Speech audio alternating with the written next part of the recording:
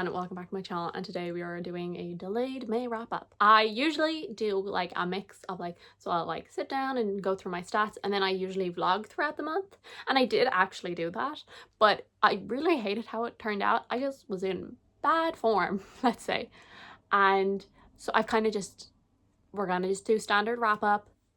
I don't have a lot to talk about. I have 4 books to talk about because it was a rough month, as I said, bad form. I was in a bit of a slump, and then I finally started to get out of the slump, and then I was really sick for like 2 weeks, and I did not read like a thing. And so the first book that I finished wasn't until I think like the 24th of the month. So it was a struggle. It was a struggle. The vibes weren't good in the vlog, so I was just like, you know what, we're gonna just standard wrap up. So let's talk about our monthly stats. So I read 2,096 pages across 4 books. I listened to 54 hours. The average page length of the books that I was reading was 524 pages, and my average pages per day was 67, which again, not great. I gave 1 3-star, 2 4-stars, and 1 I didn't rate. I read 1 ebook, 1 physical book, and 2 I did a mix of both the physical and the audio. All 4 of them were adult books. 3 of them were fantasy, 1 of them was nonfiction. So I think that's about it. Goals wise and all of that, weren't doing too great this month. I didn't really get to do a lot of the things that I'm supposed to be working towards, like reading my physical TBR and reading series and all of this stuff. Didn't really get a lot of that done because I wasn't reading anything. So the first book that I finished in the month was The Name of All Things by Jen Lyons. This is a reread. So this is the second book in the Course of Dragon series. This series, it follows Kieran, and at the start of the Run of Kings, which is the first book in the series, he is imprisoned, and this creature tells him that he has to tell his life story. And so he starts when he was sold into slavery, then ends up getting bought by this mysterious group of people, and Talon interrupts him and says, no, that's not where you start. And so she starts further back when he was just the son of a minstrel and also a bit of a thief on the side. And then one day he runs into a demon, and that ends up with him being claimed as the lost son of one of these royal houses, and how that affects his life. And everybody in this empire wants Kieran because there are a lot of prophecies, and he might be destined to destroy the empire. I absolutely love the series, obviously, if I'm rereading it. This is my least favorite in the series. I did give it a 4 stars. I've given it 4 stars every time I've read it. Just to me, this just isn't as strong as the rest of them. And I was trying to think why that's the case, because I do think this is a complete different part of the world. I think once again, Jen Lyons does a brilliant job of developing this world. It's a very unique magic system. It's a very unique culture. It's really well thought out. We're learning a lot of stuff. It's very confusing. It's a lot. I love that feeling. I know a lot of people would probably not enjoy that, but for me, it's one of the highlights of the series. I enjoy her writing style. It's a bit of humor and a lot of banter, but it's also very engaging. I obviously love these characters. And for me, I would say, a character-driven reader. I kind of like a book if it is just a really strong plot and a really strong world. I can like a book, but for me to love and adore, I need to have some sort of a connection or investment in the characters. And obviously with this series, I do, especially since I'm rereading it. And a lot of the time I do find that when I reread series, I do end up bumping up the ratings because I've become more attached to these characters, and especially characters like these who I love so deeply. But I think there's kind of 2 reasons about why this book just doesn't work as well for me as the other books in the series. And so I think this, and then the 4th book, it's also the weakest, but I give the 4th book a 5 stars anyway because I think I love the characters so much. And so the first reason is because this is actually more Janelle's story, which I do love Janelle as a character, but it means that we are going back in time and we are leading up again to present day. So we have gone through the entire first book, and you're now, stuff is happening, and at the start of this book, it's not really a spoiler, Kieran walks into a bar. Sounds like the start of a joke. And Janelle is there, and she starts telling her story. And so we are going back. And then the last 100 or so pages is now we're moving forward in the timeline again. But I think while yes, it is necessary for the plot, it is a little frustrating because okay, but we've been in the past before. We want to move forward. We want to see, like, we've learned about this threat to the world. We've multiple threats. We've learned a lot about characters. We've learned a lot about what's going on in the world. And now we are going back. And like, yes, we are getting more information. And yes, that information is important in the grand scheme of things. And we're getting new characters who are important in the grand scheme of things. But it just feels a little frustrating, I think. I think that's why it's a 4-star. And then the second reason is because while I love Janelle, I think it doesn't have as strong a cast of characters. So in the first book, in The Rune of Kings, we have, obviously Kieran is our main character, but we have a lot of like side characters that we get a lot of in the future. We have Lady Maya, we have, well, Gollum not so much. He's kind of a little more, I guess, similar to the side characters in this book where he comes and goes. We also have we have Therese get introduced, and he would be, again, I would say probably one of the main characters. And we also have the introduction of Tervishar, who is also, again, another very important main character. And obviously also all of the gods and stuff who are important side characters. Whereas in this one, we get glimpses of a lot of those people. But I think the characters that are surrounding Janelle, they're not main characters. And so they're kind of, a lot of them don't even appear in this third book, which I have just reread. That's a June problem. But a lot of them don't even appear, or they appear briefly or stuff like that. So I think just it's missing that character, not even connection with me, because I do like the characters. It's more connection with each other that's missing. That means that it's a 4-star. So yes, so it's a reread. I like it. Obviously, I love this series. Second book that I finished this month was Crucible of Chaos by Sebastian D. Castell. This is the prelude to the Court of Shadow series. So this is the sequel series, I suppose, to the Greatcoats. In the original Greatcoat series, we're kind of following this political maneuvering, let's say. And the Greatcoats are these warriors who uphold the king's laws. And this takes place I don't know the exact timeline, but it's after the original Greatcoat series. We follow one particular Greatcoat called Estebar, and he has always kind of been the go-to for supernatural events. He gets a letter from the abbot of this particular monastery, and so he heads off there to find out what is happening, because there's talks of gods and ghosts and demons, and so he heads off to figure out this mystery. And that is actually kind of what it is at its core, because he arrives and the place is a bit of a mess, a bit of a disaster, and there's people dead, and he is trying to figure out what has caused the splitting of these factions, because there's a lot of different groups happening. And I ended up giving this 3 stars. I so deeply want to love Sebastian D. Castell's books, but there is something about them that just doesn't 100% work for me. I still enjoy them. Obviously, a 3-star to me is I like it. It's okay. It's fine. But yes, the text is fairly small in here. It is only 326 pages. So even if the text was a little bigger, a little nicer to read, I still would probably be 400-ish pages. And to me, that's very short to get a feel for a character. And I don't even know if this character is going to actually be important in the sequel series, the Court of Shadows. I know that, is it Play of Shadows? Yeah, Play of Shadows is out. And I do plan on continuing the series, but it's I don't know. I didn't have enough time to really get a feeling for Estebar, I think. I got the basics, but not in a way that had me really feeling for him, or rooting for him or anything. It's okay, I understand, with all Greatcoats, justice, justice, justice. I don't know if it's maybe just his writing style doesn't 100% work for me. I don't necessarily find the humor, I think it's very mannish humor. I also read another book recently that had that. Oh, actually I haven't finished it. The Lies of Lochlamore also has that. I enjoy kind of the wit and sarcasm that a lot of those kind of books have. But then there's just it's quite immature. Whereas about bodies and stuff like that, where I'm just seriously? So I'm not sure, is it maybe just the writing style or what is it? But I never fully get invested in his stories. To me, it wasn't anything mind-blowing. I think there wasn't a lot of like twists and turns, and like to me this wasn't necessarily a very strong, like it wasn't like fantasy first, because like obviously like maybe if you're reading this before you read the Grey Coats, you're getting introduced to all of these elements and all that, but like most of these elements I've already been introduced to in the original series. And so to me it was more like a mystery that happens to take place in the world of the Grey Coats.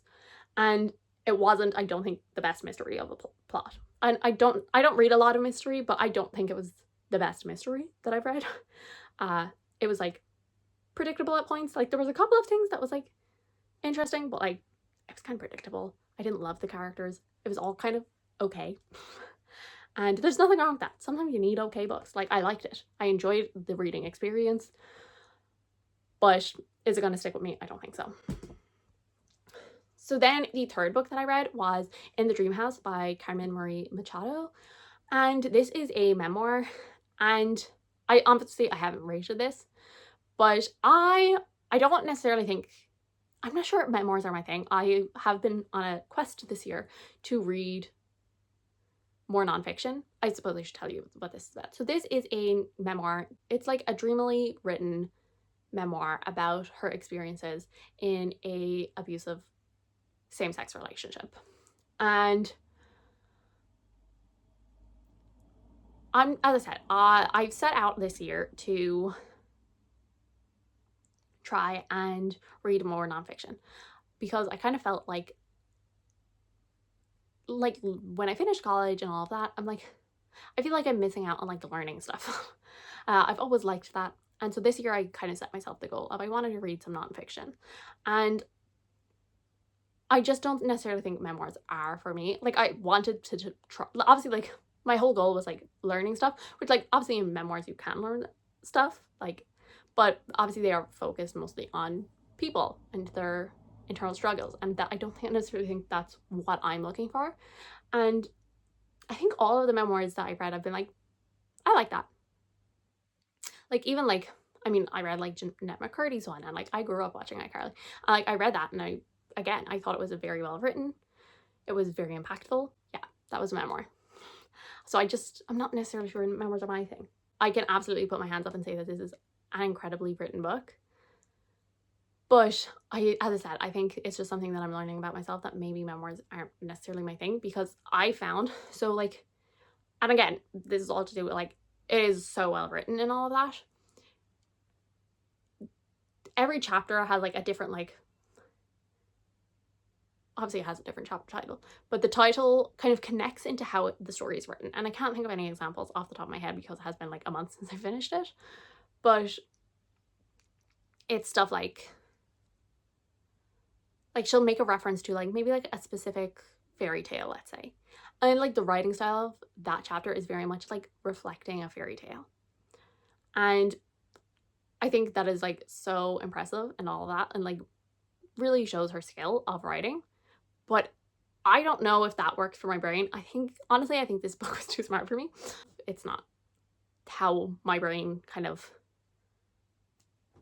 registers stuff. There would be like these moments in the book that would like break away and like give like a statistic or a like story of somebody else. Like I remember one of them off the top of my head was that like out of a jury, in this particular like domestic violence case between two women, the person that took the most convincing to give a guilty verdict was actually the lesbian in the jury.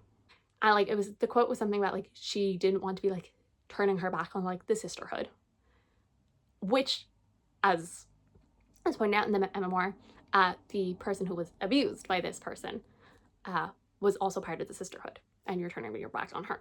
And so like it was just moments like that like those kind of moments that like I really wanted more of. And because like she said it herself in the acknowledgements or some point in the book, that like there is no like nonfiction like breakdown of like the history, how time and how people have changed in their reactions to abuse within same-sex relationships. And there is no book about that. There is no one nonfiction, one textbook, anything like that. And I was just there, I was like, honestly, that's what I would want to read. because, as I said, I think those are kind of more the non-fictions that I seem to be enjoying anyway, which are the more like, here's information, here's information. Though I do like a personal touch within there. Does that make sense? I'm still figuring it out. I don't really know how non-fictions are for me, but we're working on it. So yes. And then the fourth and final book that I read in May was Rune by John Gwynne. So this is the third book in the Faithful and the Fallen trilogy, not trilogy, Faithful and the Fallen series. So I have been reading along with Catch Up Book Club, and they were having their live show in May, and so I was like, I need to read this, and then I didn't even get to watch the live show, so I had to watch it afterwards, so it was fine. It's fine. But this series, it is set in the Banished Lands, and there was a Giants War years and years ago, and now we are following years after all of this stuff has gone down, and there is like whisperings of a prophecy that is starting to come true. And this prophecy foretells two people who will be the avatars of the gods, and one will be the Black Sun, the other the Bright Star. And we follow multiple different points of views in different parts of the world. Then we also follow a boy called Corbin, and he is in this town, and he is almost coming of age, and so we follow him as he begins to train to prove himself to be a man. And it's just very much about his life, like his normal life, while like in all of the other like smaller points of views we have like this grander plot. And then obviously as the books go on, these things intersect and become more important to each other. And I like the series. I gave this 4 stars. I think the last 100 maybe or so pages was really good, like so good. But the rest wasn't bad. Like obviously, like I enjoyed it. I like the characters, I like the writing style, I like the plot, but it was like a little repetitive. It was like starting to get like a little boring. And Liv's like, okay, we've been here before, we've done this thing before, can we do something new? And I was kind of a little nervous that that was basically what the entire series was going to be. Well, I knew like obviously in the 4th book, which is the final book in the series, there's going to be like probably some big like war, battle scene, all of that. These heroes that we're following, like we follow them, they go to one place, they're looking for help or just like information or anything like that. They get attacked, we have some losses, we get people hurt, they have to run, they have to fight, they have to flee, they move on to the next place, same thing happens, same things happen, and it's just like, okay, I get it. The characters, like at this point I do care for them. I don't think they're all-time favorite characters or anything like that, but I do care for them. And so we're also like, there was also like a couple of characters that we were waiting to like see them make decisions, and like we're just waiting for it, I think, for just a little too long. And then like, as I said, and towards the end we really started to get kind of like some payoff for all of the stuff that we've been building to. And again, like yes, it does end with a fight scene, but like we've got some reveals that have like changed how we're viewing these things. So I'm obviously trying to be vague because this is the 3rd book in a series, but I did enjoy it. It is a 4 star. Okay, it's editing me here, and I realized there was something that I forgot to talk about in this. I had talked about it in my vlog, but it had slipped my mind between when I filmed that and when I filmed the actual wrap up. And then it was only as I was editing I was like, wait, I didn't talk about this. And that is, there is, I would say, in the 2nd book and the 3rd book, major trigger warning for SA.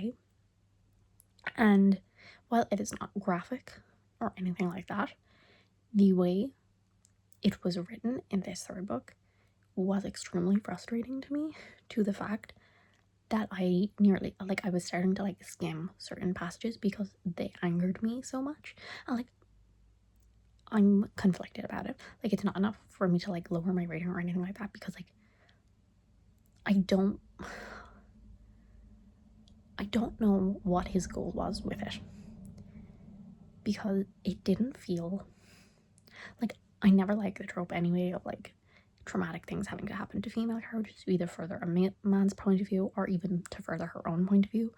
Like, I think there's better ways to do it, but the way, I don't know, it just, I feel